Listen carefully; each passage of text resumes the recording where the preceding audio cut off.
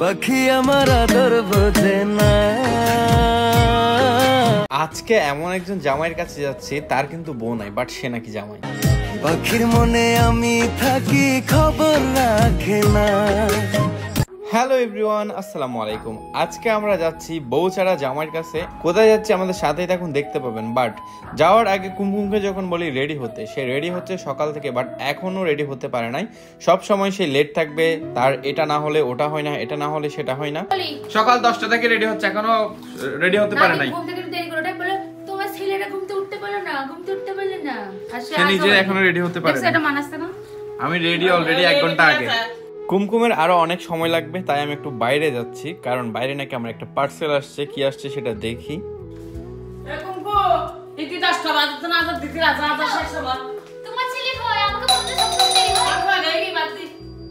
হ্যাঁ, তোমার ভাই কোথায়? ভাই আসতে মনে হয়। এগুলো কি আবার? এগুলো কি দেখাচ্ছি তোমাদেরকে।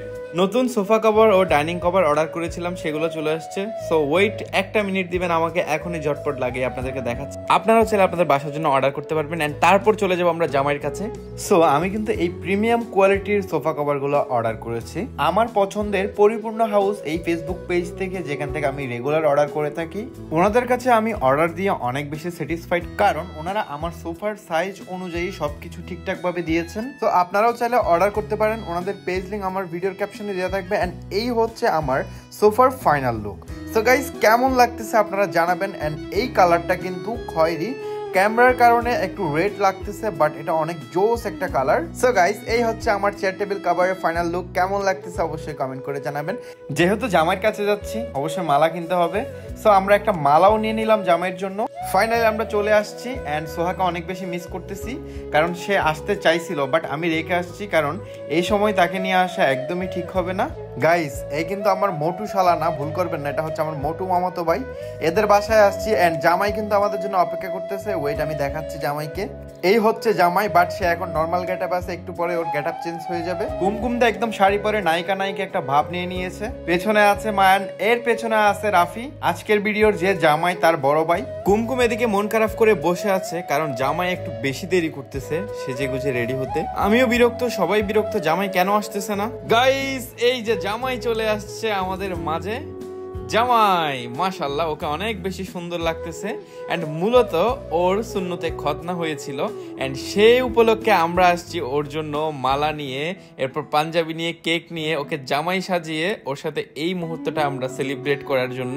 বিশেষ করে বলতে গেলে ও আমাদের একজন পাগলা ফ্যান, সব সময় আমাদের ব্লগ দেখে, আমাদের ভিডিও দেখে।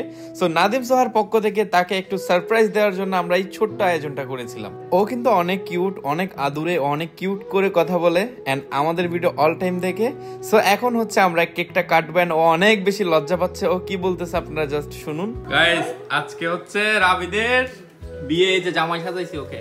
আমার বউ কোথায়? এই বেটা, কে তোর বলে? বেচারা এই বয়সে বউ চাইতেছে, বিয়ের পরে বুঝবে বউ যে কত জ্বালা। যাই হোক, ওকে আমি শিখাই দিছিলাম একটু দুষ্টামি করার জন্য। মূলত আজকে ওকে জামাই সাজানোর ইচ্ছাটা হচ্ছে আমার মায়ের ছিল, এন্ড আমাদের এইদিকে সুন্নতে খতনা হলে একটু অনুষ্ঠান করে, বাট সেটা করা হয় নাই। তাই আমরা প্ল্যান করেছিলাম মা ছেলে ওকে সারপ্রাইজ দিব, এন্ড ও অনেক বেশি খুশি আজকে বলার বাইরে। বউ ছাড়া জামাইকে আমি একটু কেক খাইয়ে সেলিব্রেশন করতেছি, সবাই মিলে অনেক আনন্দ করতেছিলাম। বাট এই মুহূর্তে মিস করতেছিলাম সোহাকে। সোহা থাকলে আরো অনেক বেশি মজা হইতো, কারণ সোহার জন্য অনেক বেশি পাগল রাবিদ, সব সময় সোহাবাবি সোহাবাবি করে ডাকবে সে। এন্ড একটা বিষয় ভাবতে ভালো লাগতেছে আলহামদুলিল্লাহ, কারণ ইদানিং দেখেছি আমরা সুন্নতে খতনা করতে যেয়ে অনেকগুলা শিশু আর আমাদের মাঝে ছিল না, নেই। যাক আলহামদুলিল্লাহ, আমার মামাতো ভাই সেই রকম কোনো প্রবলেম হয় নাই, এন্ড আমাদের আত্মীয় স্বজন এবং আমাদের বংশের মধ্যে কারোই এই ধরনের সমস্যা হয় নাই আলহামদুলিল্লাহ। ইনশাআল্লাহ ভবিষ্যতেও হবে না, সবাই দোয়া করবেন। আমাদের ছেলেদের জীবনের সবচেয়ে কঠিন মুহূর্ত এটা একটা বলতে গেলে। এই দুঃখ আমরাই বুঝি, এই দুঃখের ভাগ কিন্তু কেউ নেয় না। ওকে ঘাড়ে নিয়ে একটু দুষ্টামি করতেছিলাম, সবাইকে বলতেছে আমি জামাইকে নিয়ে চলে যাচ্ছি, আপনারা থাকেন। কেক খাওয়ানোর পর্ব এখনো শেষ হচ্ছে না। মামি নাকি কুমকুমকে কেক খাওয়া নাই, কুমকুমকে খাওয়াবে, আমিও নাকি খাই নাই, আমাকেও খাওয়াচ্ছে, মামাও খাওয়াচ্ছে, আবার মাকেও খাওয়াচ্ছে। এই কেক খাওয়ানোর পর্ব এখনো শেষ হচ্ছে না।